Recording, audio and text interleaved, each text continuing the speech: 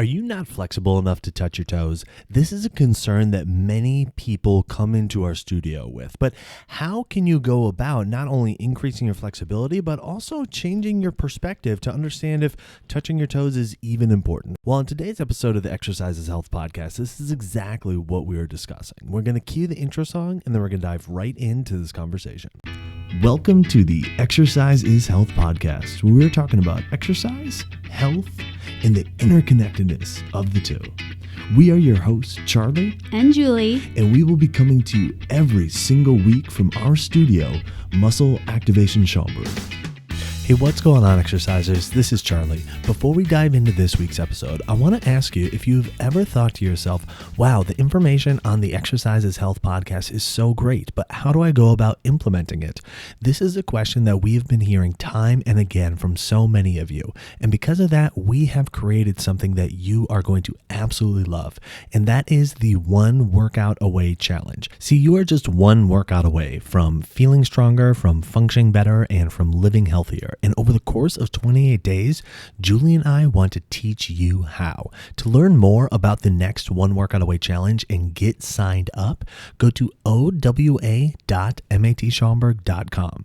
And without further ado, let's get into this week's episode. Hey, welcome back, exercisers, to the Exercise is Health podcast. We're your hosts, Charlie and Julie. And we're coming to you from our studio, Muscle Activation Schaumburg, here in Schaumburg, Illinois, where we believe that your health is your most valuable asset, and the single best thing that you can do to both boost and protect this asset is exercise. Specifically, exercise is geared towards building the health and function of your muscles. Now, oftentimes, one thing that we hear from so many people, especially as years go by, is they are losing flexibility. And one of the ways this first shows up is an inability to touch their toes. And this is something that we actually hear quite frequently is like, well, I just can't touch my toes. And this is something that's almost like a benchmark that so many people measure their own flexibility and their own health and function by is like, well, can I touch my toes? And while there may be like very specific reasons why you want to be able to touch your toes,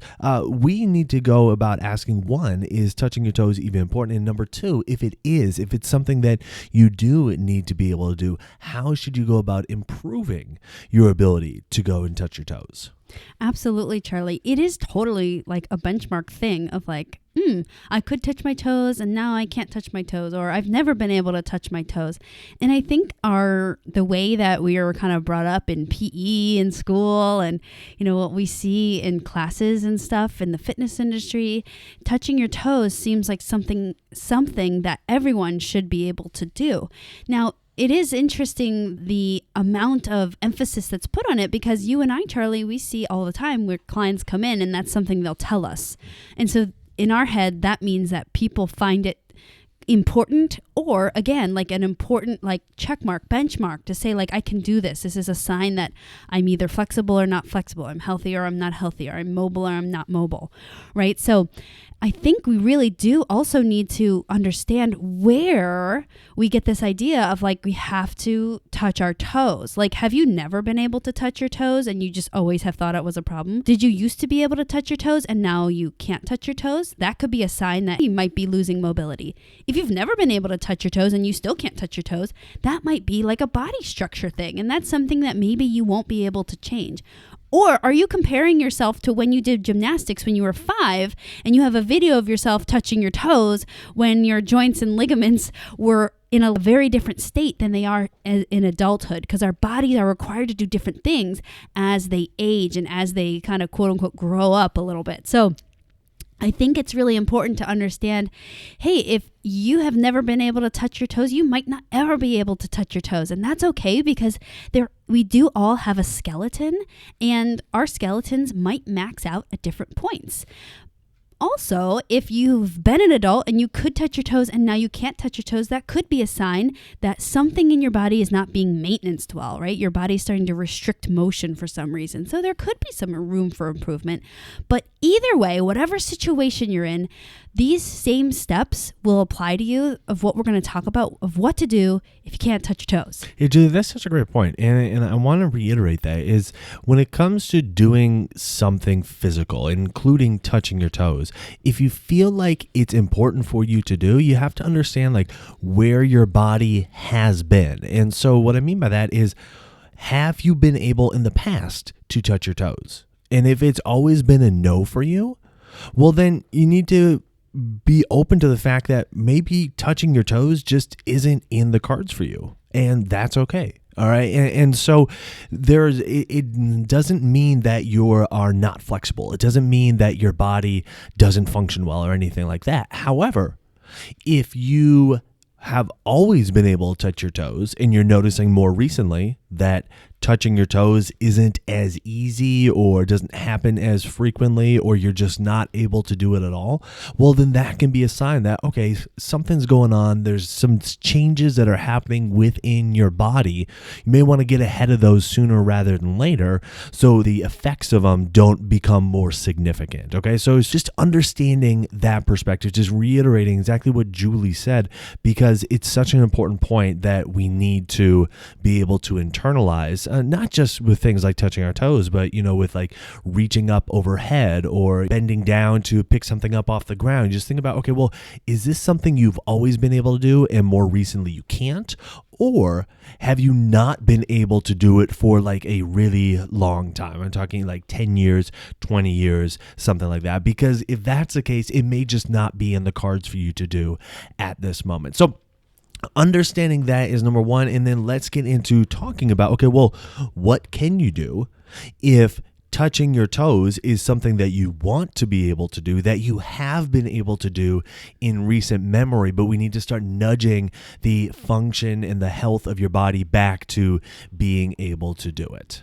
Yeah, totally. So gaining that perspective of like, am I a toe toucher or am I not? And guess what? Good news is that you can be totally healthy and strong and functional and touch your toes. And you can be totally healthy and strong and not be able to touch your toes. It is not a defining feature of your health and function like it's kind of made out to be when you're younger and in school, or maybe you've gone to fitness classes and that's been emphasized to you that is something that is necessary for your health and function. There are many healthy people that are fully functional and cannot touch their toes. And you can, if you can't touch your toes and you've never been able to touch your toes, you can still apply these principles we're going to talk about and still maximize your reaching for your toes ability. Or if you get there eventually, then maybe you can touch your toes.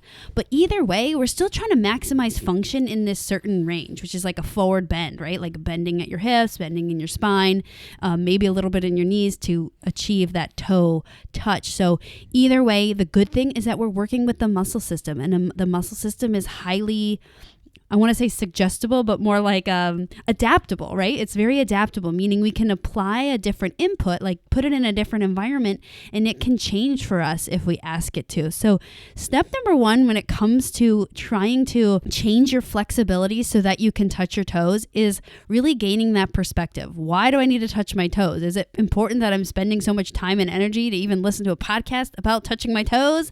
Or, going to yoga class or doing this stretch every day so that I can achieve touching my toes?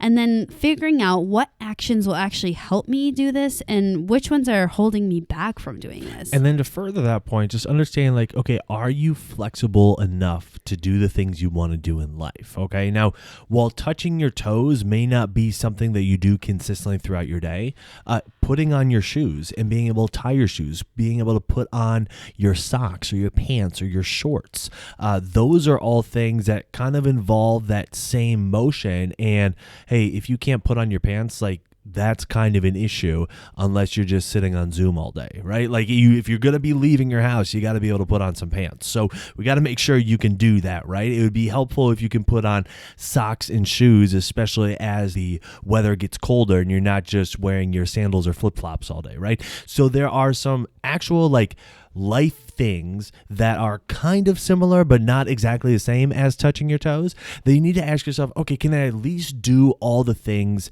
that I need to be able to do to function throughout my daily life and, not get arrested for indecent exposure or something like that? Exactly. I mean, I was a competitive dancer growing up, so on the regular, I could just plop down and touch my toes whenever I wanted.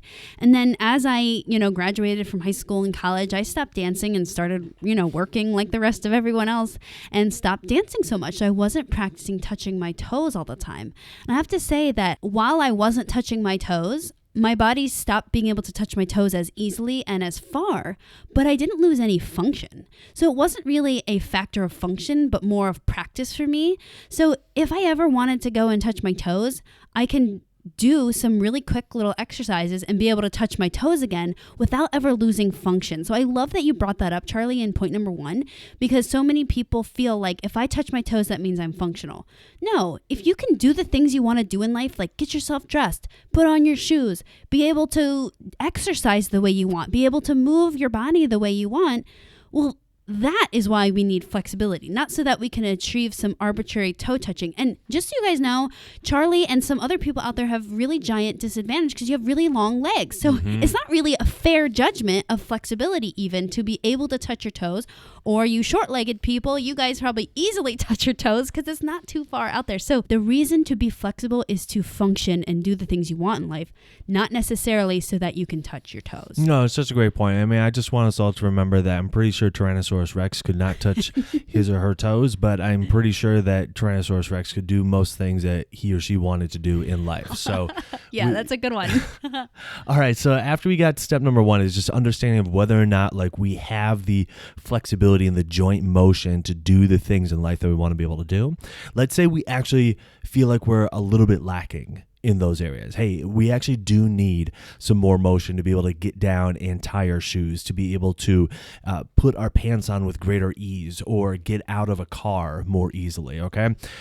Step number 2 in this whole process is to start to do something that we call reverse stretching. Okay, now reverse stretching is, well, as the name would imply, the exact opposite of stretching. A lot of people default when they're not able to move as well as they'd like to stretching or massage or foam rolling, something to try to kind of loosen up their body, trying to kind of lengthen muscles and whatnot. If you've followed our podcast for any period of time, you know that that's really not our thing. We actually have a completely different perspective on the whole joint motion thing.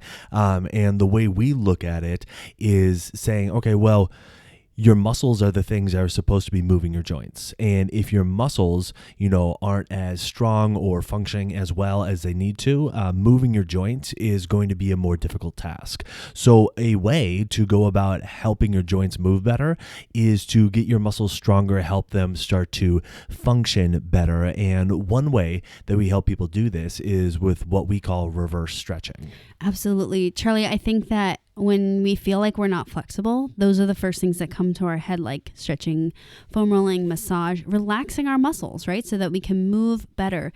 But really, many people are not lacking stretching and foam rolling and massage.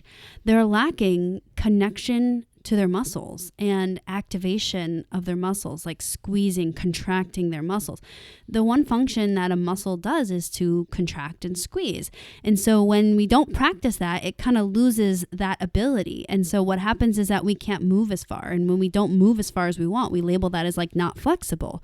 So one really great way to start addressing this issue, if you're not moving as far as you want, you're not as flexible as you want, is to start doing reverse stretching. And as Charlie said, that's the reverse of stretching. So we're actually going to be doing light contractions of muscles in certain positions rather than light stretches of muscles in certain positions. It's really easy to apply. You would take any stretch that you would normally do and lightly contract the opposite side that's stretching. So if you were to sit on the floor and take your hands out and reach for your toes, normally this would be like a forward fold or toe reaching stretch, which you would try to stretch the back of your legs, your butt, and your low back. So those would be the elongating sides that are stretching. With reverse stretching, we're actually going to reach your hands forward just shy of feeling a stretch, and then you're going to lightly contract the shortening side. So your hip flexors, your abs, your knee extensors. So instead of thinking about lengthening the back side of your body, you're going to lightly contract all that stuff that's getting shorter and on the front side. Yeah, absolutely. And, if you want more kind of like guidance with how to go about doing this, we actually put together a whole 30-day kind of reverse stretching program. We call it Supercharger Stretching. And actually we have it as a lot of add-ons that you can get with some of our other online offerings, our One Workout Away Challenge, our Fit and Healthy from Home program, and even with our 6-minute strength program. So you can add it onto those programs, and we'll guide you through kind of 30 days of this reverse stretching program. So you can check out all of that, and we'll put all those links in the show notes and whatnot. But if you want more visual guidance, I definitely recommend checking out that program. So that's step number 2, is this reverse stretching process. And then we go to step number 3. And step number 3 is to make sure you are consistently doing resistance training, doing strength training throughout your week, where you are making sure that you are respecting your range of motion. Look, there are very few things that you can do that will decrease your range of motion faster than trying to use too much motion while you're doing your exercise, and trying to use too much motion while you're doing your strength training, and trying to use too much motion while you are doing your group class or anything like that. There are few things that will actually decrease your range of motion faster than trying to use too much motion while you're exercising, because that becomes stressful to your body. And when your body gets stressed, what does it do? Let me ask you this. The last time you were caught in traffic and you were starting to feel a little bit stressed, did your body feel all loose and relaxed? Heck no, that's almost laughable, right? Like we all feel like uptight, and we feel like our body is naturally limiting our range of motion. Well, guess what? When your workouts become stressful to your body is naturally going to limit your range of motion. One way they can very easily become stressful is when you try to use too much motion for your body, okay? And we've had so many podcasts in the past kind of talking about respecting your range of motion, everything like that. We'll touch on it a little bit now, but definitely go back and check out past episodes on how to make sure that you are doing that effectively. But that really is the third step, is you want to do the reverse stretching, but then you want to make sure you are reinforcing things and continuing to build your strength and stability and function by doing your strength training through the range of motion that's appropriate for your body. Absolutely, Charlie. So many people feel like to increase flexibility that you have to get to a range that is a little bit uncomfortable or pushes it a little bit. Or when you're weight training, you're feeling that stretch when you do, your chest press or whatever it is. And actually, that, again, like you said, is one of the fastest ways to shut down more range of motion. Like, you might be getting more range of motion during that time when you're doing it, but your body will quickly tighten back up and limit that motion when you're done doing that action. I mean, every time we see clients coming in, they're like, oh, I'm like really tightened up, or I did something funny. The first thing that comes to our head is like, you either did too much force, like too much weight, too much something in the gym or out of the gym, or you moved too far. And for most people, 99% of the time, it's because people move too far. They move too far when they're weight training or in their daily life. So when you're doing your weight training, really learn how to observe and respect your full range of motion. It's important to use your full range of motion, but not go past your full range of motion.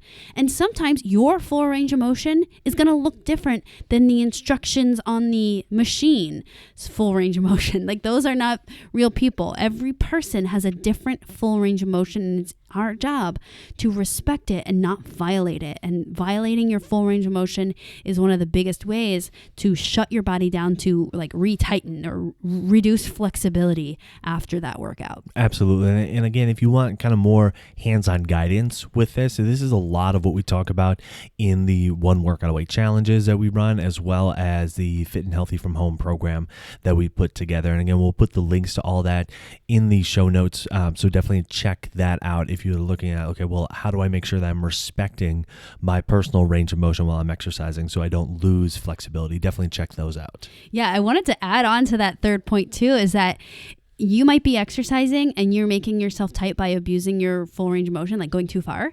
But you might also be listening to this, and you might be in the majority of Americans that aren't resistance training at all. And you have to start resistance training and using your full range of motion. If you don't practice using full motion, why should your body keep it?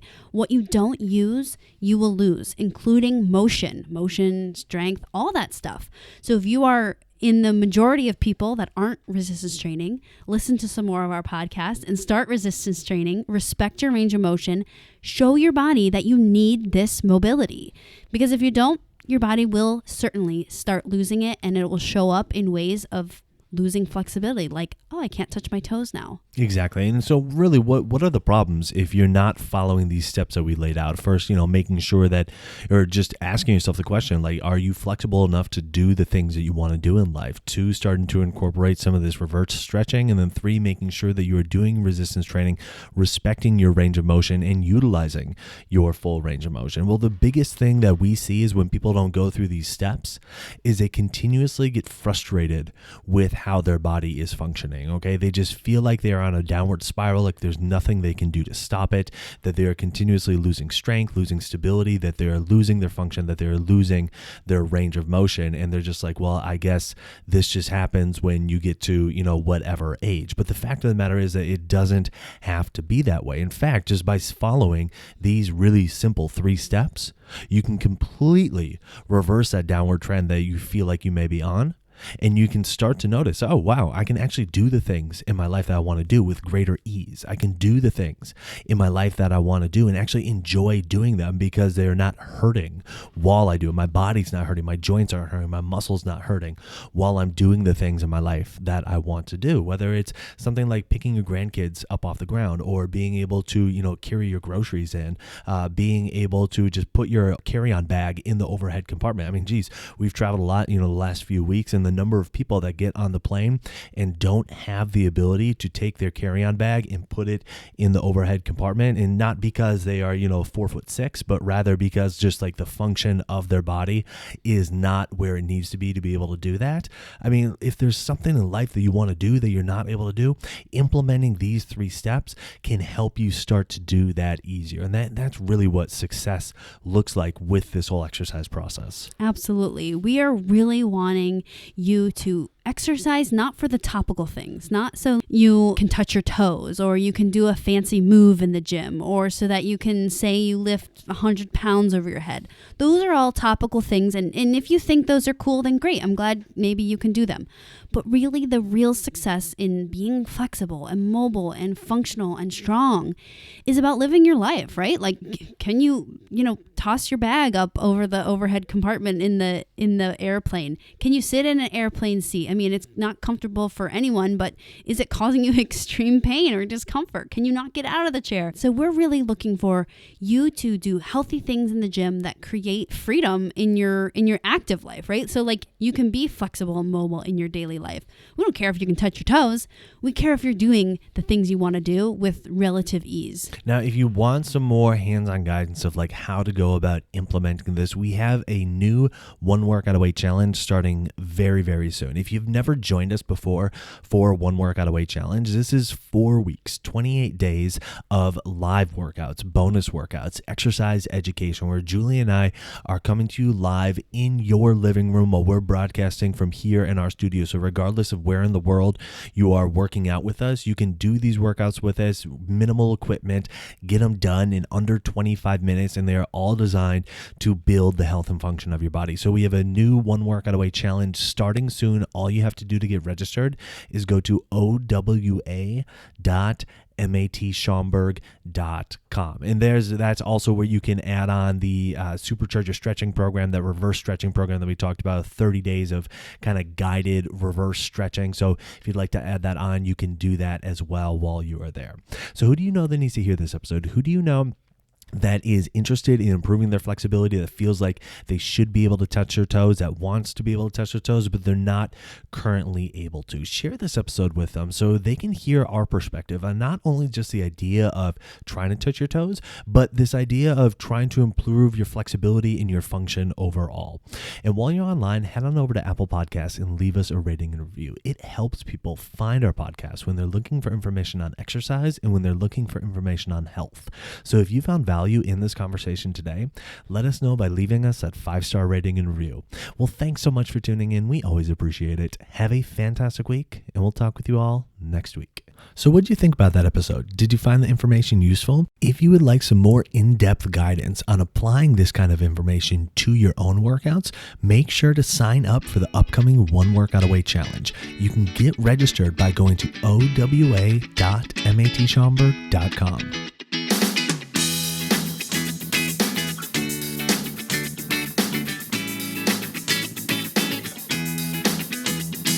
This podcast is for information purposes only. The statements and views on this podcast are not medical advice. This podcast, including Julie and Charlie Gates, disclaim responsibility for any possible adverse effects from the use of information contained herein. Opinions of guests are their own, and this podcast does not endorse or accept responsibility for statements made by guests. This podcast does not make any representations or warranties about guest qualifications or credibility. This podcast may contain paid endorsements or advertisements for products or services. Individuals on this podcast may have a direct or indirect financial interest in products or services referred to herein. If you think you have a medical issue, consult a licensed physician.